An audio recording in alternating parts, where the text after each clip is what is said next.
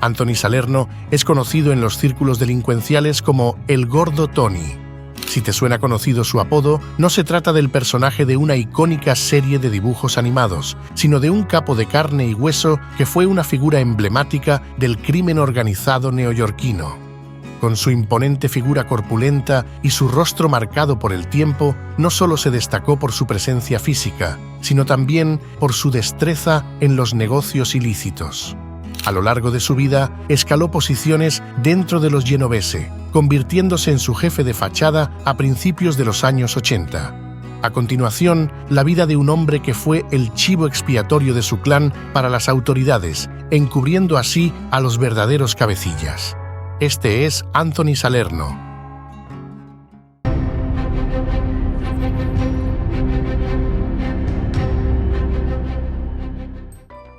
Anthony Salerno nació el 15 de agosto de 1911 en el corazón de East Harlem, Nueva York, un vecindario donde la pobreza y la cultura italiana se entrelazaban con los sueños frustrados.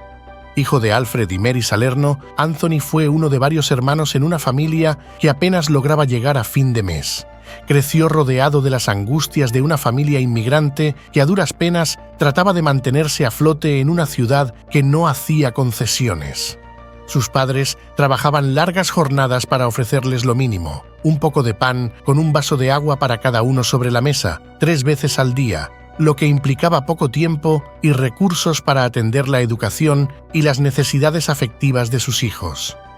Como muchos otros en su situación, el joven Anthony encontró en las calles una educación diferente y una red de contactos que influiría en toda su vida. A medida que crecía, East Harlem se tornaba cada vez más en un terreno fértil para el crimen organizado. La comunidad italiana buscaba un sentido de pertenencia en un país que parecía estar siempre en su contra.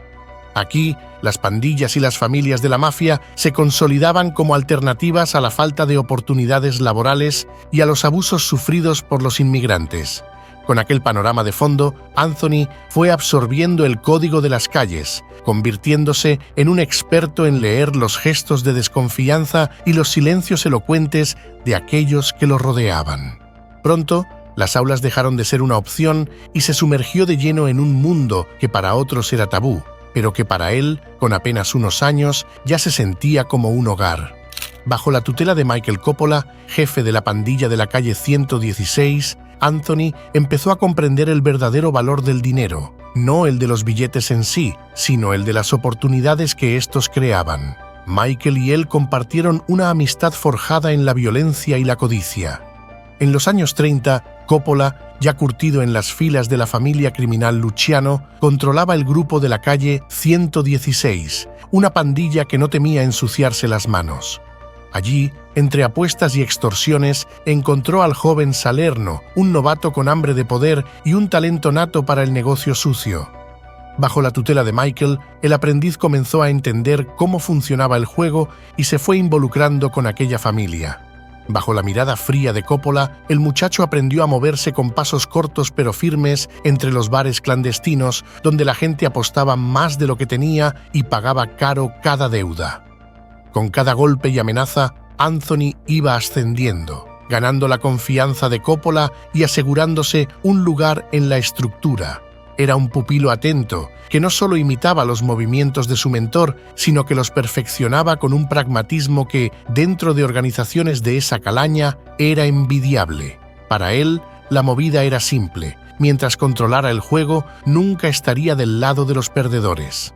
Así, comenzó a manejar apuestas clandestinas, préstamos a tasas imposibles y con el tiempo su propio negocio de protección, cobrando para que locales comerciales pequeños no fueran objeto de vandalismo y asegurando su propio territorio en el vecindario. En aquellos tiempos, Nueva York era la sede de importantes mafias italianas y East Harlem no era la excepción. Las pandillas italianas crecían y, entre ellas, la familia Luciano se perfilaba como una de las más poderosas. Aquella era una organización dirigida de forma muy particular. Su jefe era el infame Charles Lucky Luciano, de quien se puede decir que no era simplemente un gángster más. Era un arquitecto del caos, un visionario del negocio ilícito. Había entendido desde temprano que el crimen no tenía por qué ser una serie de peleas desordenadas y muertes sin sentido. Sabía que con un toque de organización todo podía ser mucho más lucrativo y estable, incluso para los enemigos. Así nació la Comisión de la Mafia, su obra maestra. Luciano logró reunir a los jefes de las distintas familias mafiosas en un mismo lugar, no para dispararles, sino para negociar. Su liderazgo no se limitó a los connacionales. Abrió sus puertas a judíos e irlandeses, algo que pocos osaban hacer en ese tiempo. Para él, el negocio estaba por encima de cualquier frontera étnica. Con su visión, tejió una red de alianzas que iba desde los barrios de Nueva York hasta las prisiones de máxima seguridad. No había rincón donde no se sintiera su influencia. Pero aquello no era todo. En 1936 lo encerraron por proxenetismo y todos esperaron que su reinado sobre el crimen organizado llegara a su fin. Desde allí, con Frank Costello al mando interino, continuó moviendo los hilos de su familia, manteniendo una estructura tan firme como las paredes que lo contenían. En 1946 fue liberado y deportado a Italia. Al pisar la tierra de sus ancestros, dejó oficialmente el mando a Frank Costello, aunque todos sabían que su influencia seguía intacta. En la práctica, seguía siendo el mandamás. Todo cambió en el 48, cuando Coppola, acosado por una acusación de asesinato, huyó a Florida. Su repentina partida dejó un vacío en la jerarquía que solo alguien con la astucia de Anthony podía llenar. Con la partida de su mentor, sin mayor alarde, Salerno heredó el control del grupo de la calle 116 y con él el reino del crimen en Harlem.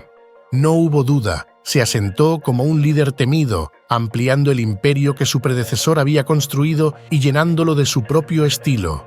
Un silencio intrigante y una lealtad que era solo de palabra.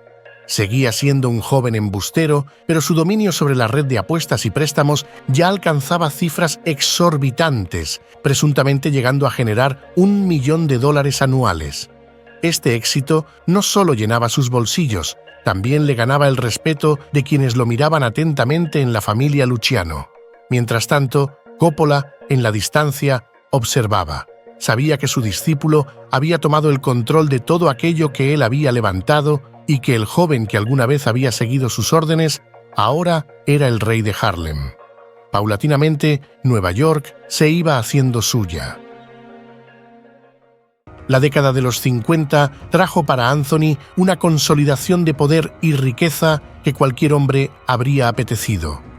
En 1957, el liderazgo de Costello terminó abruptamente tras su dimisión, asumiendo el cargo Vito Genovese y rebautizando a la familia con su apellido. A pesar de que oficialmente era solo un miembro de bajo rango en la familia, en realidad Salerno estaba expandiendo su red de apuestas a un nivel sin precedentes. Como una pequeña muestra de ello, el 26 de junio de 1959, el Yankee Stadium estaba atiborrado. Aquel combate de campeonato entre Floyd Patterson e Ingemar Johansson prometía dejar huella en el mundo del boxeo. Los 21.000 espectadores que llenaban las gradas no sospechaban que más de un ojo ambicioso observaba desde las butacas traseras, registrando cada golpe, cada caída.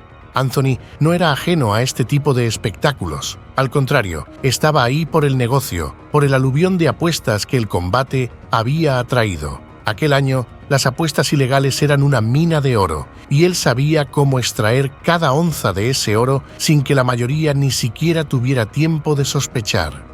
Para cuando Patterson y Johansson subieron al cuadrilátero, nuestro protagonista ya había puesto en marcha su plan, asegurándose de que las apuestas fluyeran como si fuera el pulso de la ciudad misma, latiendo con cada puñetazo lanzado. No había pruebas de que él hubiera manipulado el resultado de la pelea, pero su presencia era suficiente para sugerir que algo, tal vez una palabra oportuna en la esquina correcta, podría inclinar la balanza. El combate empezó. Johansson, el retador, dominó desde el primer momento. Patterson, el campeón, parecía estar a merced de aquellos puños incesantes. En el tercer asalto, el estadio se paralizó. Patterson cayó, 1, 2, y así hasta 7 veces ante la euforia de unos, gritando y apabullando, y el desconcierto de otros.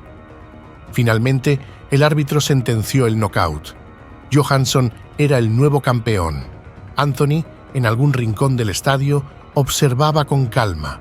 Todo lo que estaba ocurriendo allí significaba unos cuantos billetes entrando a su billetera y a las de sus asociados. Las apuestas, que rondaban los casi $500,000, fluían como un río turbulento hacia los bolsillos adecuados. Este tipo de inversiones solo fortalecía su influencia, y aunque las autoridades sospechaban de su implicación, no presentaron cargos en su contra.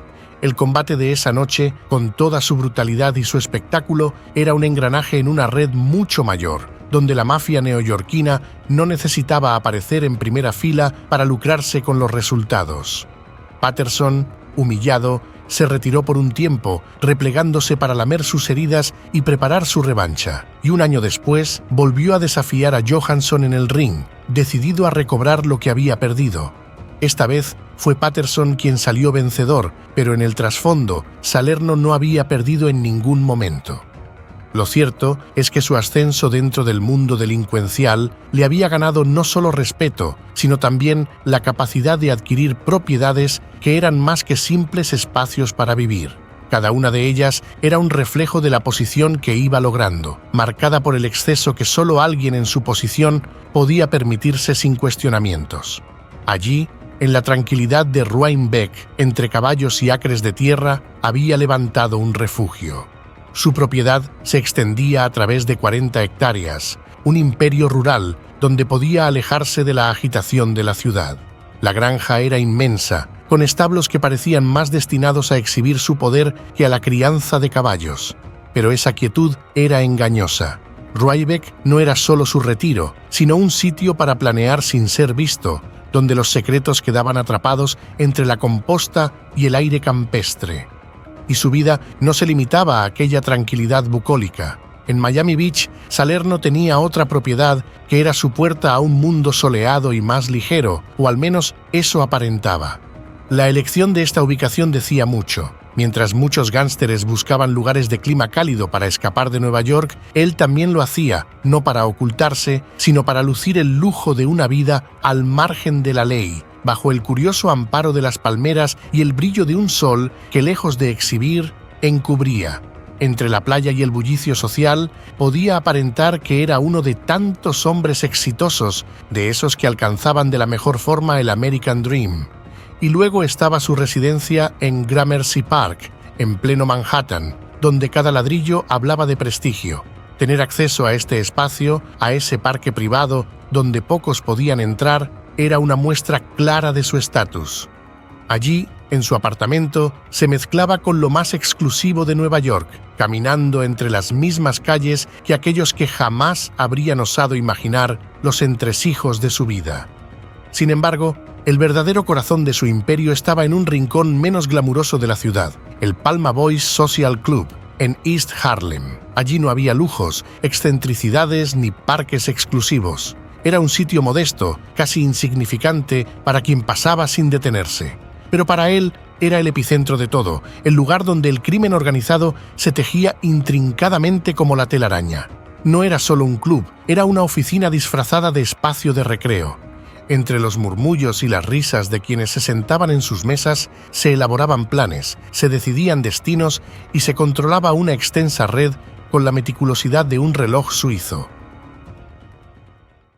Para los años 60, Anthony era el rostro del imperio invisible del juego en Nueva York, una figura que parecía tallada en piedra, imperturbable en medio de una red de dinero y secretos. Dominó fervientemente el submundo del juego de números, esa lotería clandestina tan popular entre los barrios bajos y tan lucrativa para quien lograra controlarla. Había algo casi poético en cómo manejaba cada hilo del negocio.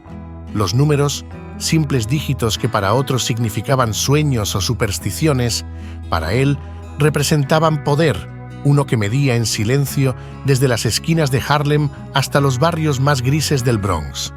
Era como si cada apuesta y cada número le pertenecieran.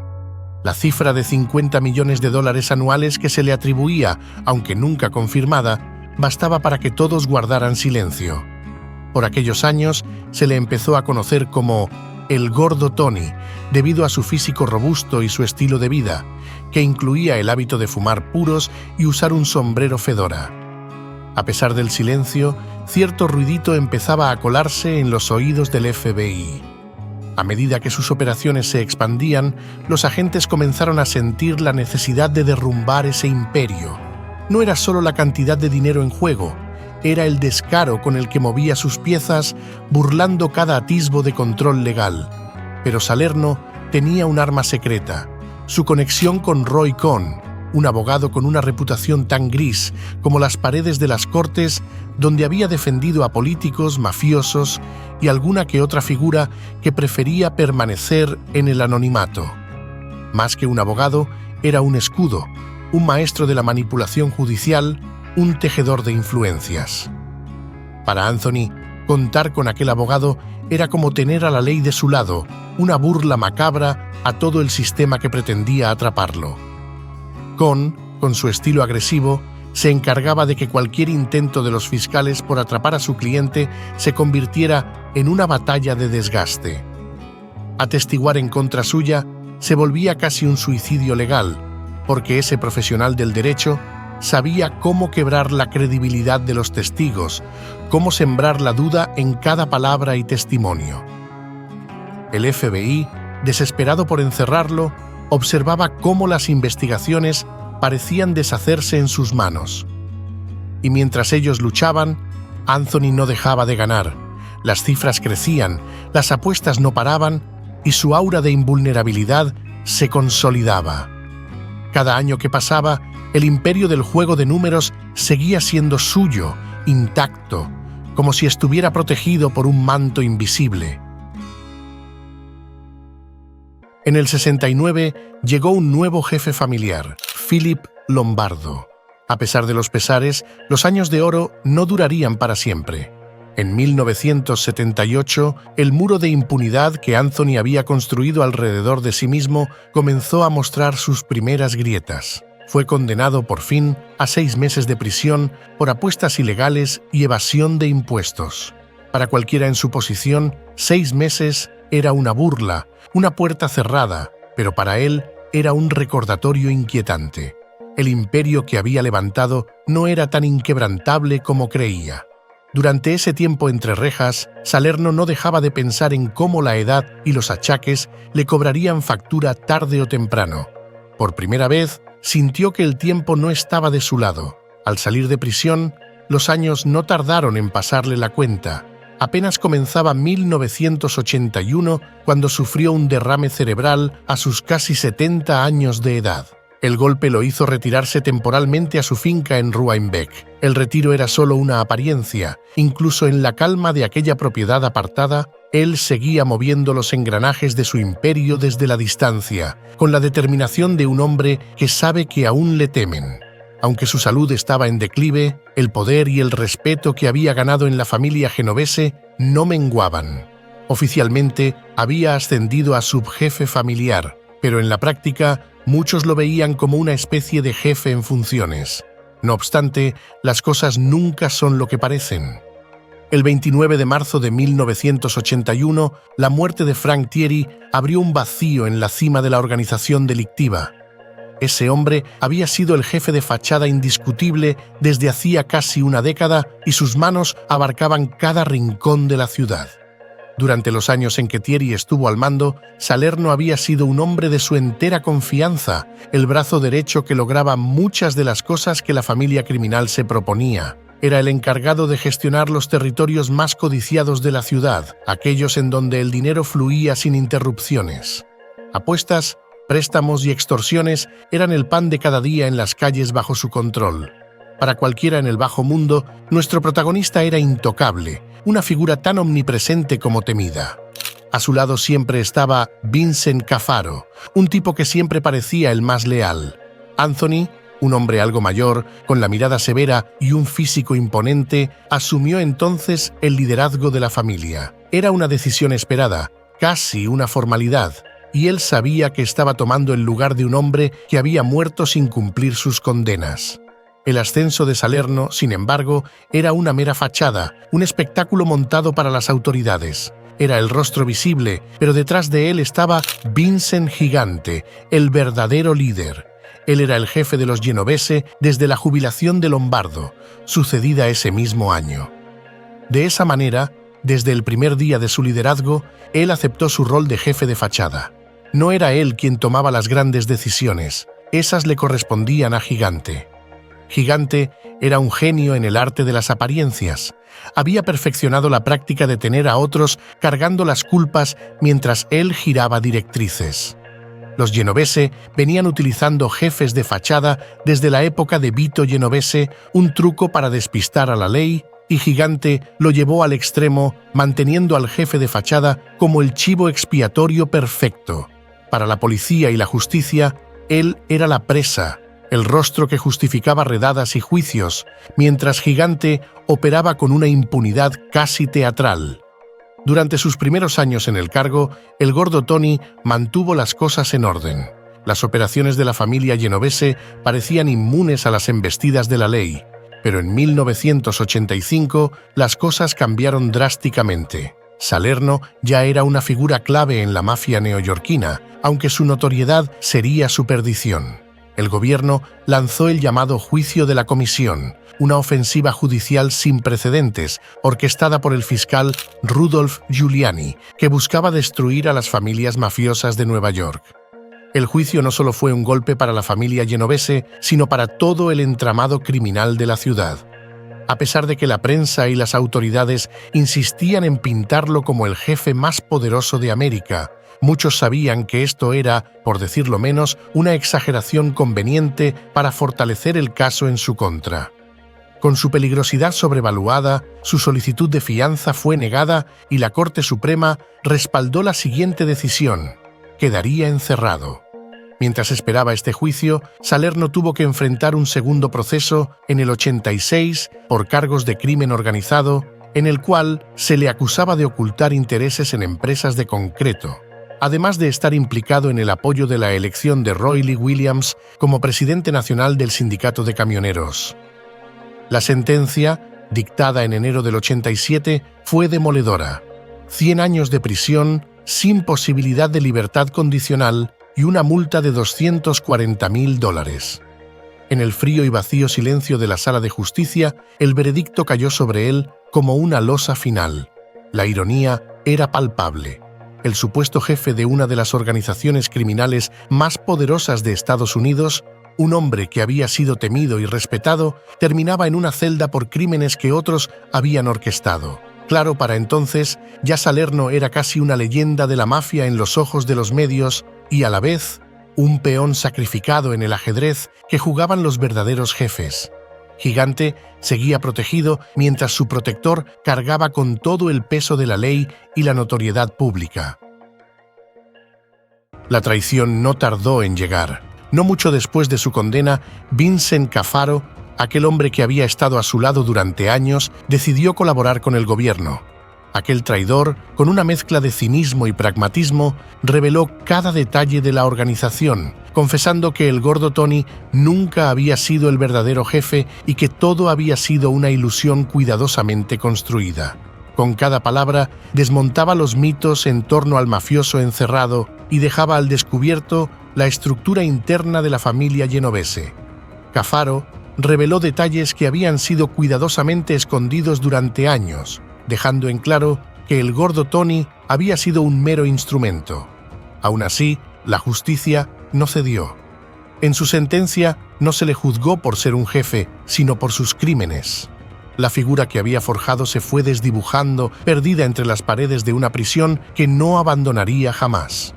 Al final, su legado, el del jefe que realmente no mandaba nada, quedaba reducido a una caricatura de la figura poderosa y temida que las autoridades quisieron construir. A esas alturas, su salud ya comenzaba a desgastarse, con cada kilo y cada exceso acumulado durante décadas.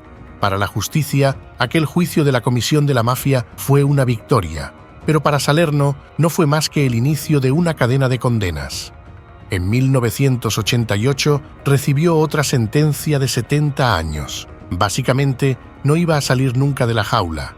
El hombre que una vez controlaba negocios enteros desde un simple bar en Harlem, ahora era solo un número, una ficha en el sistema carcelario estadounidense. Confinado y enfermo, empezó a deteriorarse rápidamente. La diabetes le había pasado factura desde hacía tiempo y su diagnóstico no se limitaba a eso. Se sospechaba que también padecía cáncer de próstata. Si no se tiene seguridad sobre este rumor, es porque el sistema carcelario estadounidense no era exactamente famoso por ofrecer exámenes médicos exhaustivos a los mafiosos. Los achaques de salud se hicieron más frecuentes y para 1989 ya lo habían trasladado a un centro médico dentro del sistema penitenciario. Y si él llegó a extrañar su trono de papel, aquel supuesto liderazgo que otros le atribuían, nunca lo dejó saber. Pese a sus condiciones, Salerno no se permitía el lujo de desconectarse del mundo que tanto esfuerzo le había costado construir. Incluso tras las rejas, el ex chivo expiatorio seguía siendo una figura a la que respetaban otros prisioneros y aún mantenía contacto con ciertos miembros de la mafia que lo visitaban ocasionalmente.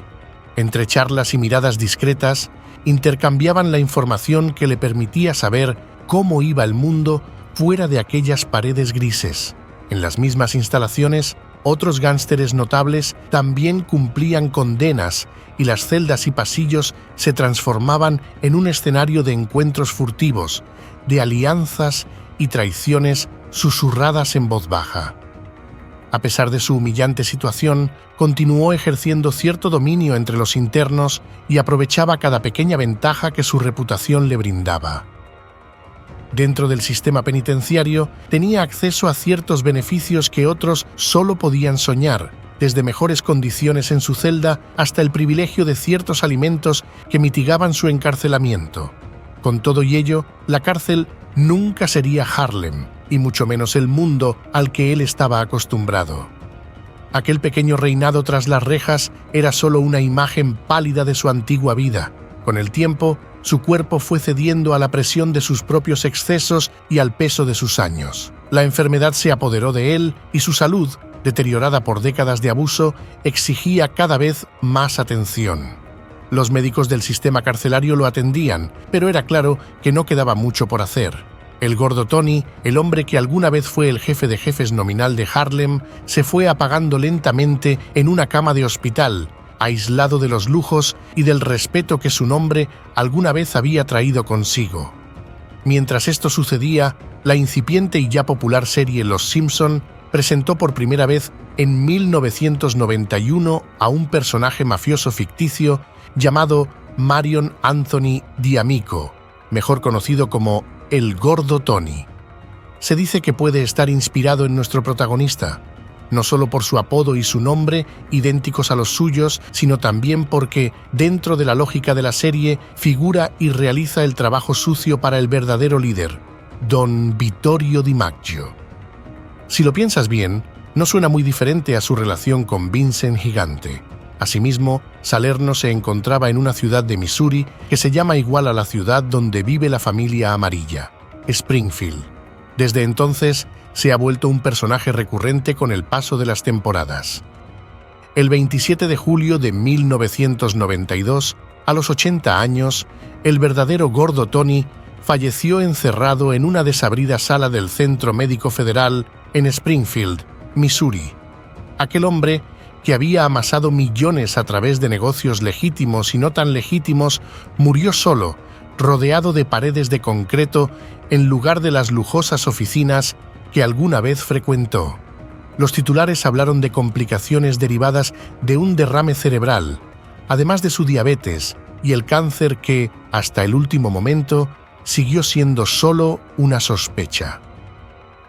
Fue enterrado en el cementerio de St. Raymond, en el Bronx, su barrio natal. Su muerte pasó bastante inadvertida en el mundo delincuencial. Tal vez alguno de los viejos socios, si es que quedaba alguno vivo o libre, se acercó a su tumba, murmurando alguna despedida. Con su partida, Liborio Belomo asumió su rol como jefe de fachada.